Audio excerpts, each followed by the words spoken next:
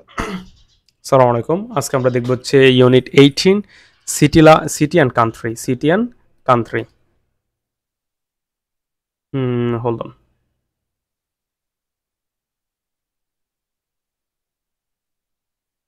ওকে। বলছে হচ্ছে city streets and country streets country road, sorry. আচ্ছা, তাহলে সিটি স্ট্রিটস বলতে শহরের রাস্তা, অ্যান্ড কান্ট্রি রোডস বলতে দেশের বা গ্রামের রাস্তা। স্ট্রিট বলতে এই ধরনের বোঝায় যেটা হচ্ছে যে মানে আপনার একেবারে পাকা টাকা শক্ত।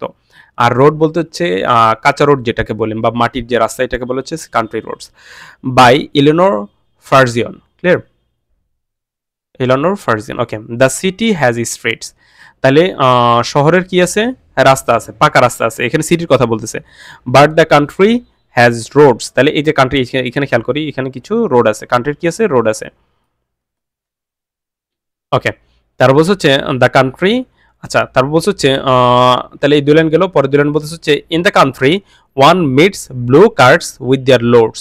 তাহলে বলছে হচ্ছে ইন দ্য কান্ট্রি, দেশে বা গ্রামে। এখানে কান্ট্রি বলতে আমরা ভিলেজ বলবো। ক্লিয়ার? তাহলে এই গ্রামগুলোতে ওয়ান মিটস, একজনে দেখে বা খুঁজে পায় ব্লু কার্টস, নীল গাড়ি। নীল কার্টস, কার্টস বলতে হচ্ছে গরুর গাড়ি। কথা বুঝছে? কার্টস মালগাড়ি যেটাকে বলে। তাহলে আমরা পাইলাম হচ্ছে ব্লু কার্টস, ব্লু নীল রঙের গাড়ি, উইথ দেয়ার লোডস, তাদের এই বোঝাই নিয়ে। ঠিক আছে? এখানে আমরা দেখতে পাচ্ছি যে বোঝা আছে, with their loads of sweet smelling hay. আর এই লোডটা কিসের ছিল? সুইট, মিষ্টি, স্মেলিং, মিষ্টি গন্ধের। হেই অর্থ হচ্ছে খড়। ঠিক আছে? বা মিষ্টি খড়কোটার গন্ধে। অ্যান্ড ম্যানগোল্ডস অ্যান্ড এগে অ্যান্ড গ্রেইন। ম্যানগোল্ডস হচ্ছে ওয়ান কাইন্ড অফ, এটার কি বলে, ম্যানগোল্ডস হচ্ছে one kind of, hold on,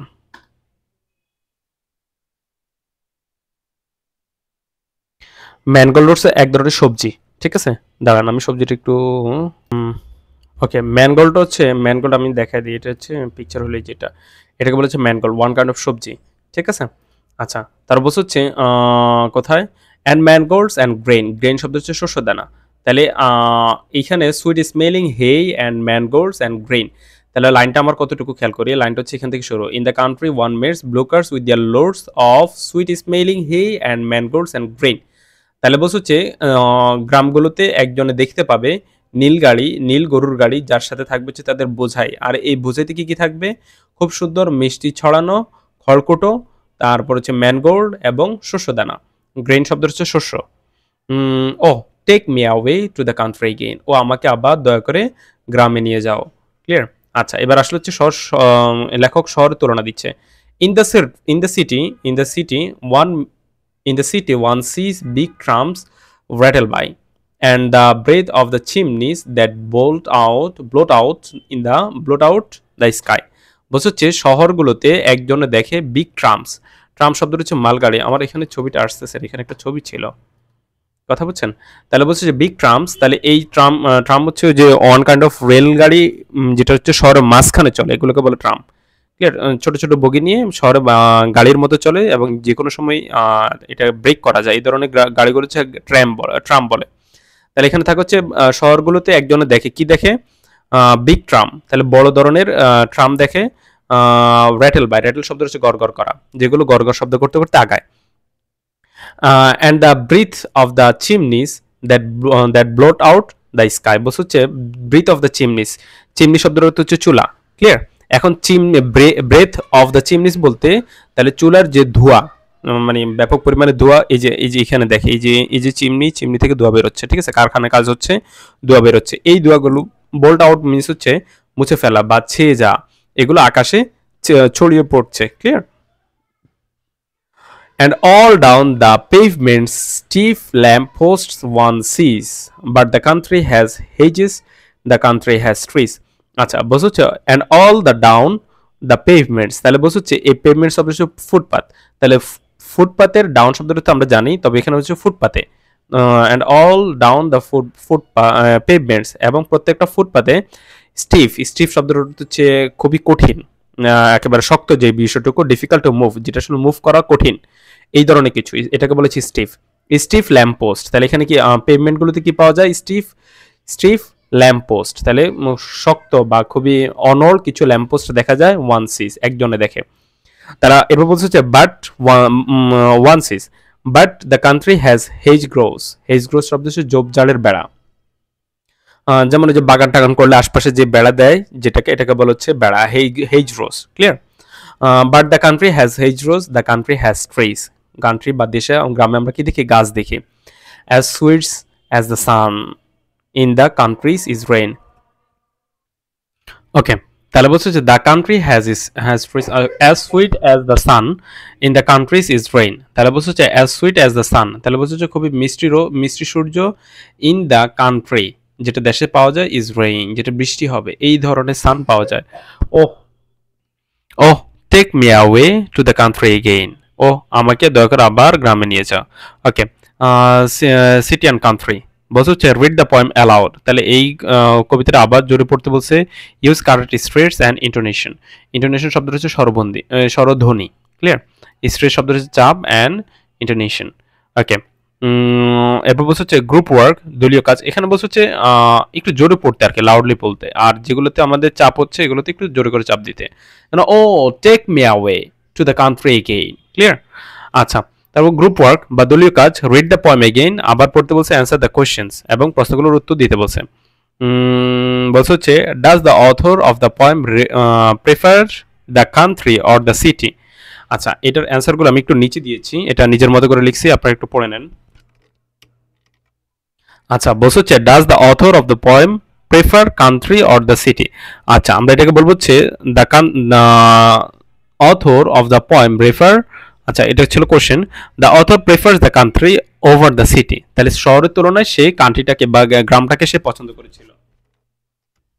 We know this because the poet describes the country with different pleasant images like sweet smelling hedges and trees, while the city is described with chimneys that bolt out the sky and stiff lamp posts. আচ্ছা, বলছে হচ্ছে we know, আমরা জানি যে এই যে লেখক হইল ডিসক্রাইব দ্য কান্ট্রি, দেশটাকে বর্ণনা করেছে উইথ প্লেজেন্ট ইমেজেস, খুব সুন্দর ইমেজ দ্বারা।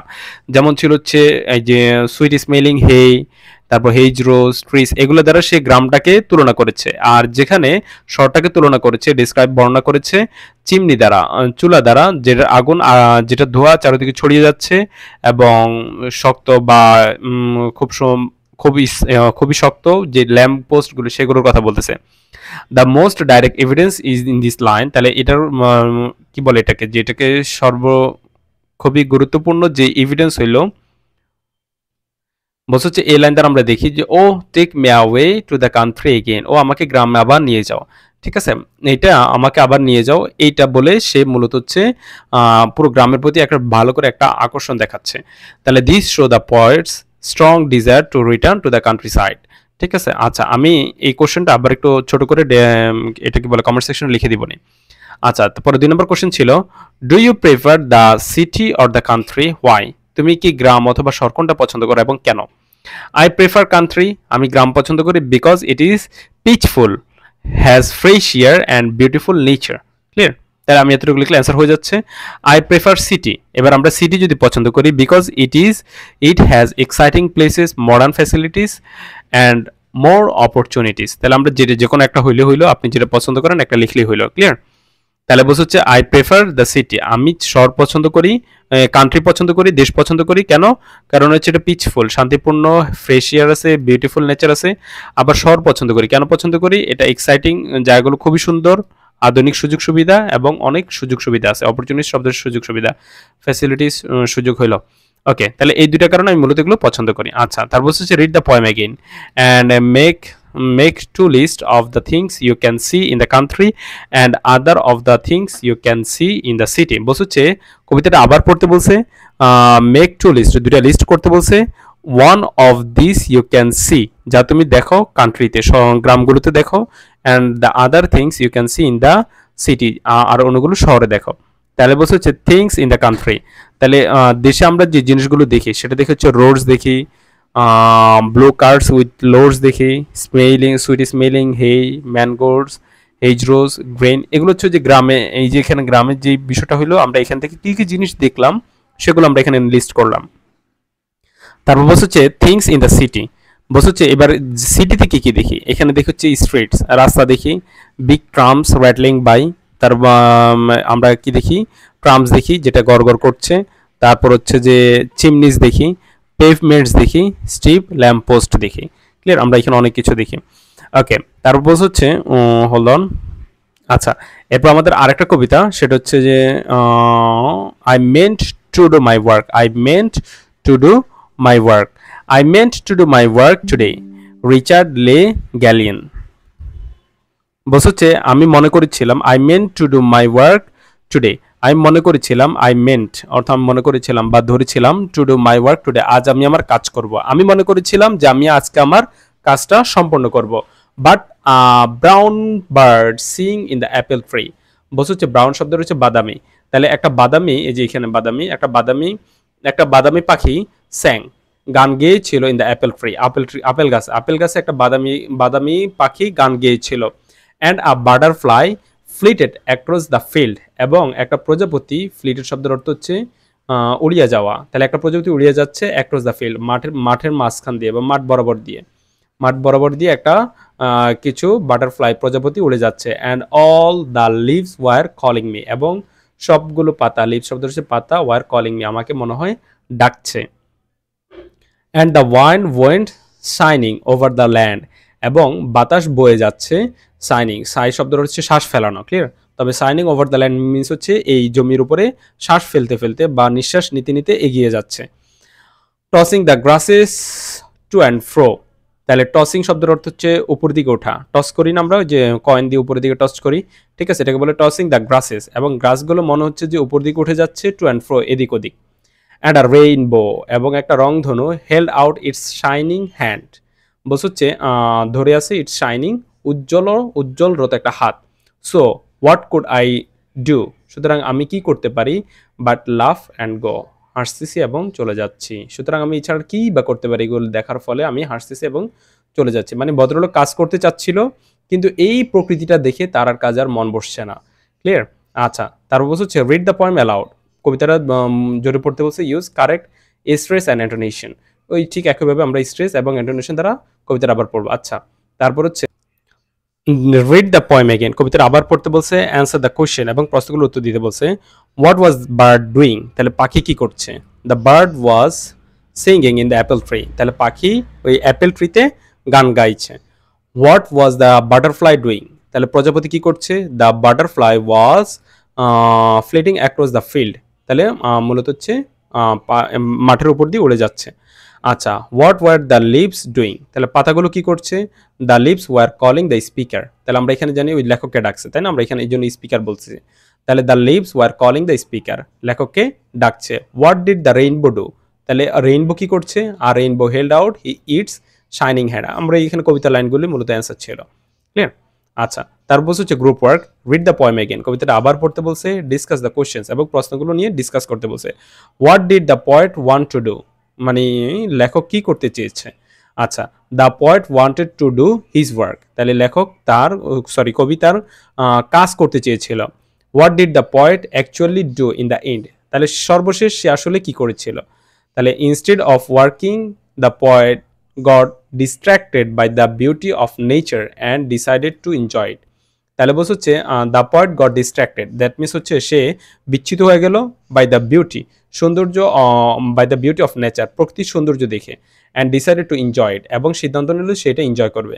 The poet was drawn to nature's beauty, the birds song and the butterfly, the wind and the rainbow, he fell to enjoy the nature was more meaningful than working that day, that means ওই দিন কাজ করার তুলনায় সে মূলত চেয়েছে প্রকৃতিটাকে enjoy করবে। Clear. আচ্ছা, তার বলছে হচ্ছে 3 নম্বর যে কোশ্চেনটা ছিল, 3 নম্বর কোশ্চেন ছিল হচ্ছে think about poem on page number 70 and this poem, তাহলে ওই যে 70 নম্বর পেজ আমাদের যে কবিতাটা ছিল, মানে আগের যে কবিতাটা, সিটি কত কি ছিল, city street and country roads, এইটা, আর বলছে হচ্ছে এইটা, do the poets have similar or different opinions about the country, বলছে হচ্ছে এই যে লেখক কবি যে দুজন হইল, এই দুজনের হ্যাভ সিমিলার একই রকম অথবা ভিন্ন অপিনিয়ন অর্থ মতামত, তাহলে একই রকম মতামত নাকি ভিন্ন মতামত আছে অ্যাবাউট দ্য কান্ট্রি দেশ সম্পর্কে। Why do you think so, কেন তুমি এটা মনে করো। আচ্ছা, তাহলে আমরা ৩ নম্বর অ্যাসার্টিভ দিতে পারি, both poets love the country and describe it as beautiful as peaceful. তাহলে উভয় লেখকই মূলত দেশটাকে গ্রামটাকে ডিসক্রাইব করেছে, বর্ণনা করেছে এবং তারা এটাকে ভালোবাসে। লাভ দ্য কান্ট্রি, তাহলে গ্রামটাকে পছন্দ করে, ভালোবাসে, এবং এটাকে ডিসক্রাইব করেছে অ্যাজ বিউটিফুল অ্যাজ পিসফুল, তাহলে এর সৌন্দর্য এবং শান্তিপূর্ণভাবে এটাকে বর্ণনা করেছে। In city streets and country roads, in city streets and country roads, তাহলে প্রথম কবিতাতে বলতেছে the poet refers the country over the city because of its natural beauty. তাহলে বলছে হচ্ছে the poet prefers the country, poet এই কান্ট্রিটাকে, দেশটাকে পছন্দ করেছে ওভার দ্য সিটি, সিটি শহরের তুলনায়, because of its natural beauty, কারণ এটার প্রাকৃতিক সৌন্দর্যের কারণে। আর পরের কবিতা যেটা I mean to do my work, এখানে the poet is so enchanted by nature that he forgets about work।